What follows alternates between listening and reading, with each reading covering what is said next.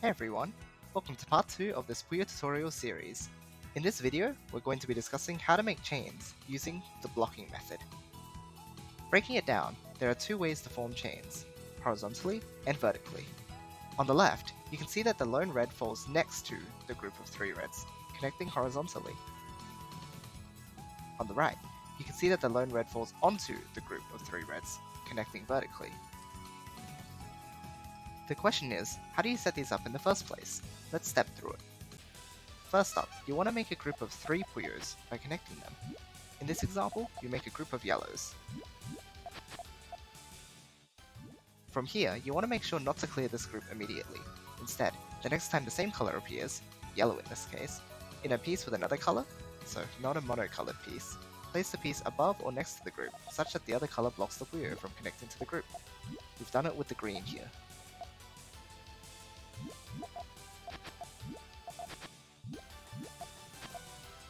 Keep adding the greens together.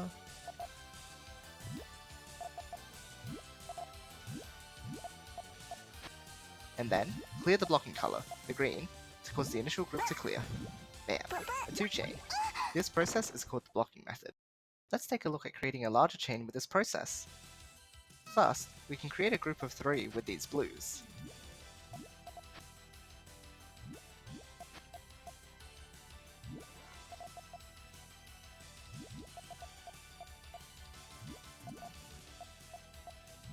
Then, we can block it with this green, and make that a group of 3.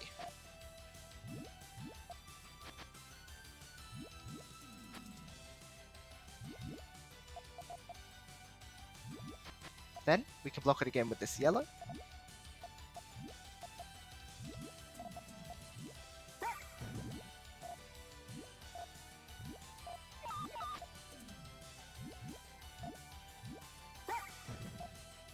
and now we complete the last group and clear it, making a 3-chain.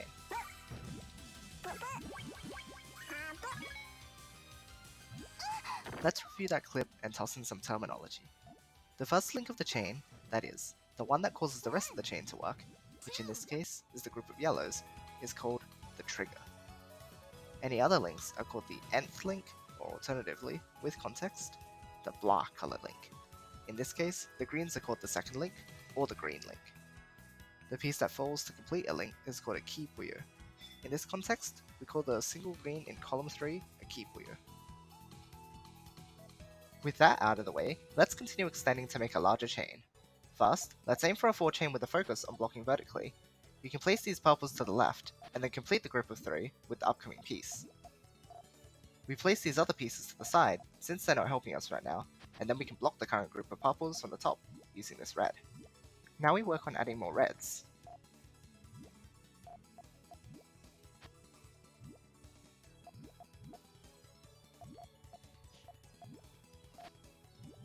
Remember to clear your side junk along the way. Next, we can block the reds from above using a green. We once again complete the greens, and then block it again using a purple.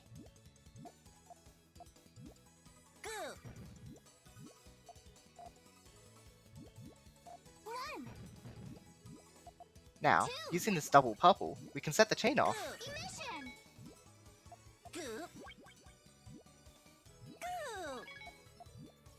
That's a 4. Pretty exciting, isn't it? Now, let's go through an example where we have another game mechanic to deal with on top of RNG. Garbage. While you're creating your chain, your opponent may send you some, so it's important to be aware of how to deal with it. Let's start with our blocking again with these reds.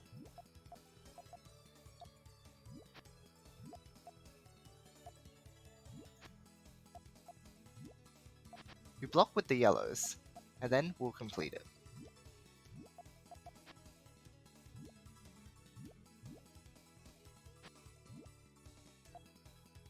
We will then block on the side using this red.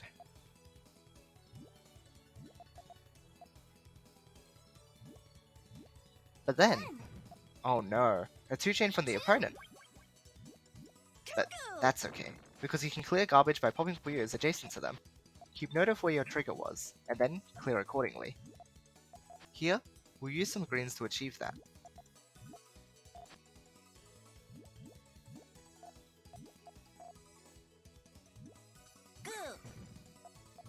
With that now cleared, we can access the trigger again. Using a red, we can achieve a 3 chain.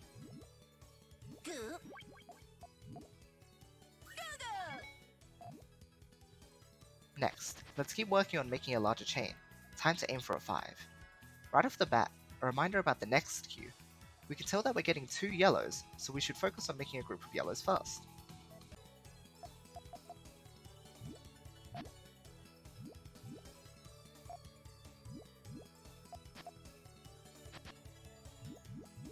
We can block on the side using this red.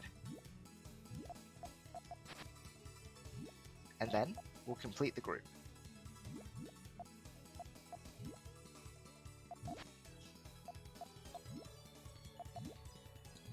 Then, we can block with this green. There's a lot of purples here, so we can clear these out as we continue waiting for more greens.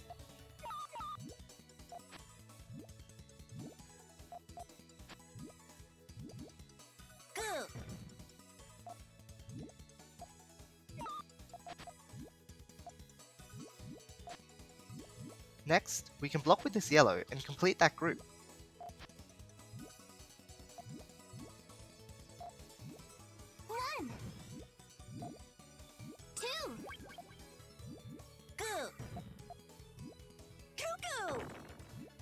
Once again, we've received garbage, but notice that it's still possible to access the yellows if we clear something on top. Because of that, we can set up a group above the yellows to clear first, and then have a yellow fall afterwards.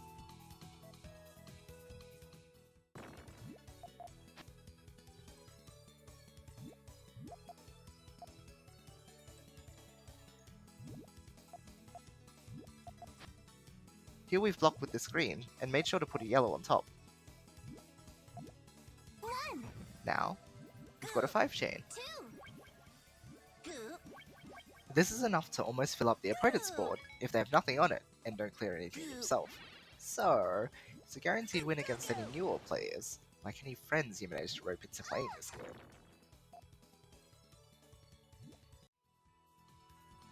Now, before moving on to this next part, you want to make sure you've gotten a solid understanding of how to use the blocking method thus far. Do some practice before trying this. With that said, you may notice that it can be a bit slow to set up a group of 3 by waiting for the right color before blocking it. This is where we start to thinking about building ahead. Let's take a look at our starting pieces here. We have 3 greens along with a purple. We could just focus on building the greens, but what if we were to block ahead using the purple?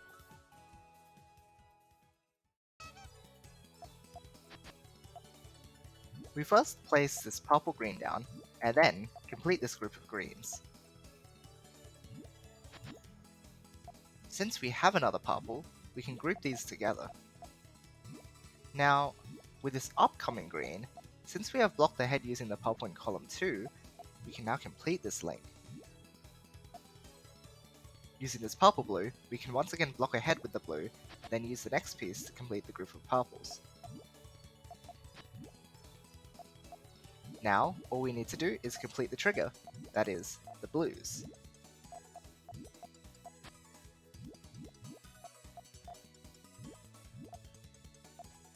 And our chain is complete. This is tougher stuff, so again, if you're not comfortable with completing groups before blocking, then don't push using this idea just yet. You'll get it eventually.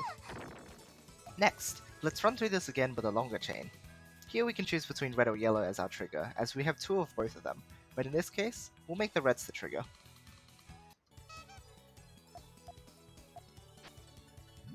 We block the yellows ahead, and then add the upcoming yellow to keep working on that link. Since we've already blocked ahead, we can keep working on our chain, even if we don't get yellows straight away. Since the game provided a red piece, we can use that. We still don't have a yellow, so we can block ahead once again using this green to make that our trigger instead. Now that we have a yellow, we have to remember to finish what we've started, so we complete the yellow link on the left. We now block ahead again with this yellow. And then, put this next screen on top.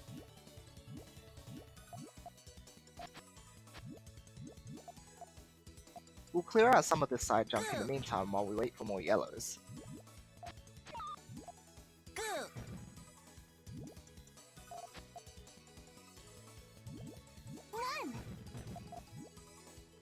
This yellow-blue can be used to block ahead once again. Being hit by garbage is no issue either. Let's clean it up with these reds.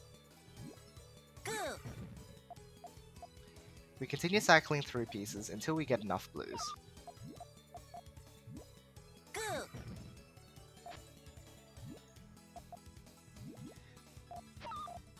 Notice how our trigger, the blues, are blocked off by reds, so we need to clear them and get them out of the way.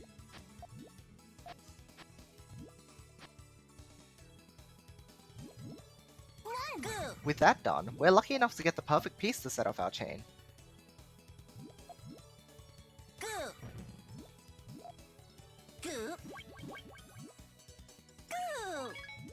And look at that! It happens to be a 5.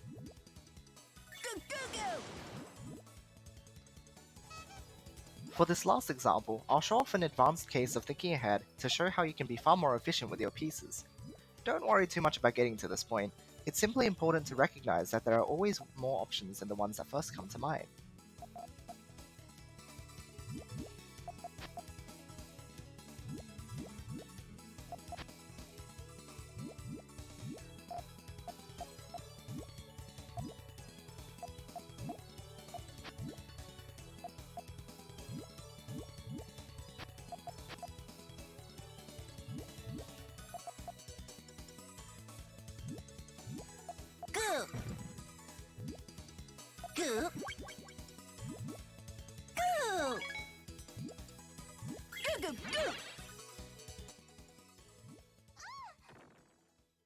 That last chain we made was actually using a fixed form, a repeatable form that can be used to create chains more consistently. We'll actually be tackling this in the next video. For now, just try to get the hang of using the blocking method to create simple chains. An important thing when practicing is to build up bit by bit. Take things slowly. Don't rush in and try to aim for a 5 chain straight away. Start simple, making 2 chains. Keep doing it until you get the hang of it. Group 3 Puyos, block. Complete the chain. Once you're sure you've gotten the hang of it, add 1 extra step. That's when you make a 3 chain. Make the initial 2 chain without setting it off. Then, block it again for the 3 chain. Aim for 3s consistently. Make sure you understand it. And then, when you're confident with 3s, add the next link. And then, repeat. Aim for making consistent 4 chains. That should be your goal before moving on to the next video. If you get to that point, try to apply blocking ahead to help with learning how to think ahead. A few ways you can practice are by going into the Endless Puyo or Mini Puyo modes in Puyo Puyo Tetris 1 or 2, where it'll simply let you play freely, or to use Puyo Puyo Champions Challenge mode, where you can set a goal score or a time limit. Additionally, you can also practice with a friend using the Challenge mode option in multiplayer, locally or online, in Puyo Puyo Tetris 2, and selecting Endless Puyo there. Another way to practice with no pressure of the game speeding up is using an online chain simulator. I'll have a good one linked in the description. That's all for now though. Get to work on that chaining, and I'll see you guys in the next video.